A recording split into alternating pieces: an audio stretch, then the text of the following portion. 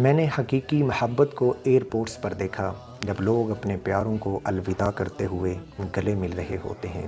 میں نے حقیقی شرمندگی کو قبرستان میں دیکھا جب لوگ اپنے پیاروں کو الوداع کرتے ہوئے کہہ رہے ہوتے ہیں، کاش میں مرنے سے پہلے آخری بار مل پاتا۔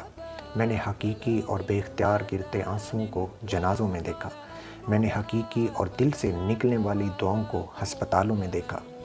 احباب گرامی قدر، دراصل جب ہم زندگی میں اکٹھے ہوتے ہیں تو ہمیں رشتوں کی قدر و قیمت معلوم نہیں ہوتی، یا اگر ہمیں معلوم بھی ہوتی ہے تو بالکل آخری وقت میں، جب ہمارا پیارا ہم سے بچھڑ چکا ہوتا ہے یا ہم سے جدا ہو چکا ہوتا ہے، اس دنیا سے رخصت ہو چکا ہوتا ہے۔ ہم پھولوں کے گلدستے کو اس کے صحیح وقت پر کسی عزیز اور پیارے کو نہیں دیتے، لیکن جب وقت گزر جائے تو پھر ہم پھولوں کے گلدستے اور ہار ٹھنڈی مٹی کی قبر پر سجاتے ہیں۔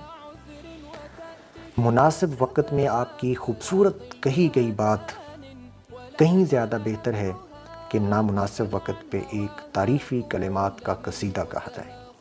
دل میں چھپے احساسات کو نامناسب وقت پر لانے کا وہی فائدہ ہے جو میت کی پیشانی پر بوسہ دیے جانے کا فائدہ ہوتا ہے۔